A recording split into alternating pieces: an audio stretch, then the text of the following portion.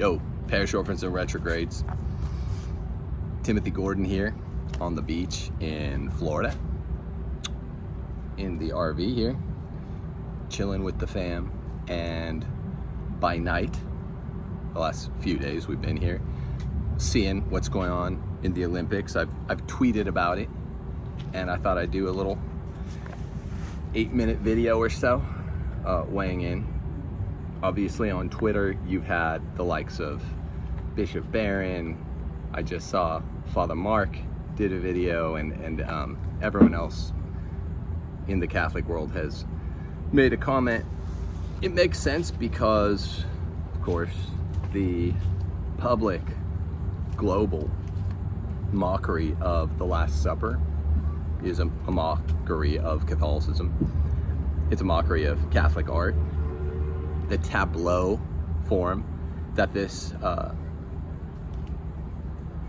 Jewish guy, Thomas Jolly, the art director for the Olympics, chose to mock was obviously inspired by it. He's denied that at some times in the last few days. You know, I kind of chill before I do response videos these days. Back in the day, we had rushed to be the first, but I really wanted to think about it. And just late yesterday, Thomas Jolly, the Jewish guy who is mocking Catholicism with the art direction, stated that the purpose was not to mock or shock. There's, I guess, threats coming out against the DJ in the opening ceremony from Friday night. Her name is DJ Butch or something. And she's getting threats because of her role in mocking Christianity. She's alleging threats and has her lawyers doing same. She's claiming it's anti-Semitic. For Catholics to respond to the group that is almost always behind anti-Catholic mockery publicly is anti-Semitic. I want you to think about that. The group of people that is, I'm gonna say 9 times out of 10, but it's probably 49 out of 50 times when there is a public display of blasphemous ridicule against Roman Catholicism, it's always the same group. Always, you know, somewhere between 9 out of 10 and 49 out of 50, depending on how comfortable I am generalizing today. But think about the fact that when Catholics respond, or Catholic adjacent conservatives, in this case even Protestants, by saying we don't like this, we are not down with this, and we're going to counterattack the group that consistently mocks us, it's called anti-Semitic. I received responses when I criticized Thomas Jolly, the Jewish guy who made kind of the centerpiece, the living tableau, the freakish, blasphemous version of the Last Supper. Folks on Twitter, some of them, not most people are sensible, but a lot of people responded, wow, you know, for you to strike back against this group, the one group in the world that has the most ideological, ontological, pragmatic, theological, cosmological motive to mock our Lord Jesus Christ. I'm not saying who it is, but they're always going to be the ones that say, well, if you strike back, then you're an anti-Semite. Same thing with, I guess, this DJ. The first thing she said was, I'm getting all this Christian pushback, and holy cow, it's so anti-Semitic. I mock their God in front of all the world, and this has been planned for months, really months dragging into years. And I'm a big part of it. I'm the DJ, the art creative director is this Thomas Jolly guy, also from the same background. And they say, look, it wasn't meant to mock or shock. The head lady who hired Thomas Jolly, I forget her name, for the Olympics, said, we thought we were celebrating all religions by mocking Christianity. In a sense, they are. In a sense, they are.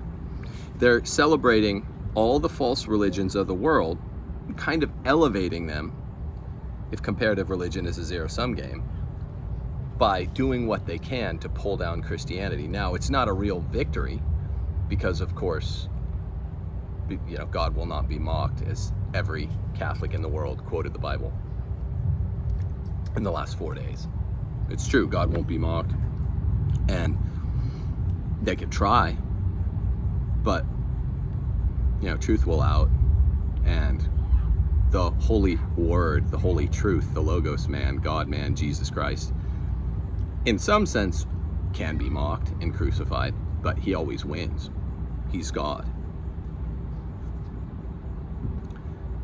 So she said that it was a celebration of pluralism, a celebration of everyone. I want you guys to think about what that means. To mock Jesus and the apostles, the first bishops, the early church. To mock Jesus with his church at the institution of the Eucharist on Holy Thursday is to celebrate diversity, specifically religious pluralism. I think that's correct. I'm sorry if I'm visibly sweating. It is very, very Floridian. It's a very Floridian late morning, afternoon here. We're about to head off to the beach. Just staying, you know, just a short walk from the beach here in the RV with the fam. Just a Catholic family with not even a webcam today, responding to the kind of mockery that we're so used to. This was a slightly bigger stage. Those of you who were surprised by this, I'm surprised that you're surprised, because it's 2024. I'd have been shocked if something like this didn't happen, to be honest.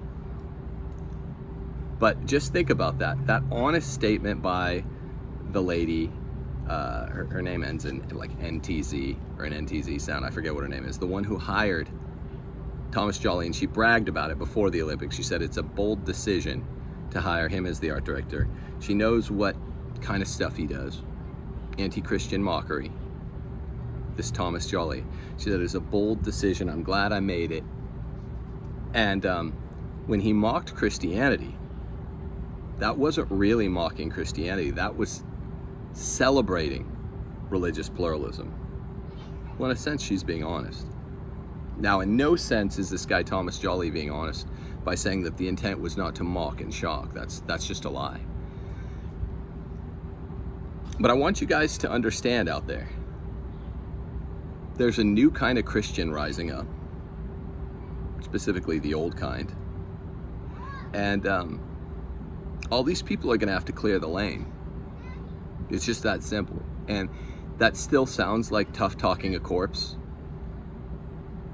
And at this point, the restoration of Christian intolerance is still in the offing. But in another 5-10 years, it's not going to sound like tough talking a corpse. That slowly, Christians are waking up. And I've been maybe the harshest critic of Christians out there, how pathetic they are, particularly with regard to the patriarchy pillar of the channel. Christian men have been quite pathetic for 4 generations, maybe more like 5. And they're henpecked cuckolds whose wives run their family and who are not fulfilling their sacramental vocation and all that. So I just want to make sure everyone remembers, I'm not one of these guys like, oh, you just awoke a sleeping giant. Not yet, because this sleeping giant is quite pathetic and has been for some time, but it is waking up. Conservatives have been saying this pretty much all my life, for 25 years that I've paid attention to politics. But Christians are getting sick of it, and if you go on Twitter, it's quite clear, you know? The Overton window has shifted on what Christians ought to be reasonably expected to do by way of pushback. When this same group, I'm not saying who it is, this same group, time and again, makes public spectacles of mocking religious relics, religious icons, the saints, the early church, the current bishops of the church who we care about less. They're always just saying, oh, these guys are pedos. That's less offensive, and then our blessed Lord himself, particularly in the form of the Eucharist, religious artworks, some of the best religious artwork, the best religious artwork from the Renaissance period. They're always reduplicating it in blasphemous ways, and especially our Lord's mother going after Our Lady. This group is getting pushed back on now in ways that's actually becoming uncomfortable for them. And that's gratifying to me. That's gratifying to me. I know we're supposed to pray for their conversion, pray for our enemies. I support that. I do that. But at this point, when it comes to responding to our foes, I'm still a sinner, not a saint. And I love when the bully gets punched hard in the mouth, gets knocked out even. You know, everyone loves that. When the bully gets punched so hard that he gets knocked out and is surprised. You see the expression on the bully's face. Think of that scene in Back to the Future when Biff gets knocked out by George McFly. That moment of recognition in his eyes right before George lets that overhand right fly, more like a sort of right cross because he's twisting as he throws it, but a right hook. You see Biff, played by Tom Wilson, recognizes something has changed. Something in the interpersonal dynamic between us, me the bully and him the bullied, has just been reversed. And that's what's in the air. And everyone out there should embrace it. We can pray for our enemies after the fact, but we should embrace it. Deus Volt from Florida. I'll be back with you guys next week. God bless you all. And you know how I feel about boycotts, unless they're big and organized. I'm not telling you not to do them, but at this point, for my part, I'm still watching. I'm watching, mining for material. I'm mining for material. Yeah, I'm glad to see they got pushed back on, but there's still enough people watching that their bottom line's not hurt. Boycotts have to be more organized. Always join a really well organized one, but at this point, I'm still kind of watching to see what are they saying. There was in closing, a Brazilian skater named Raisa Leal, who was told, evidently, not to say Jesus is the way, the truth, and the life. And so Raisa signed it in sign language. Follow up on that story. Stories like that, I think they're worth having a look at. That's what I'm kind of looking for at this point. All right. God bless you all. Deus Volt.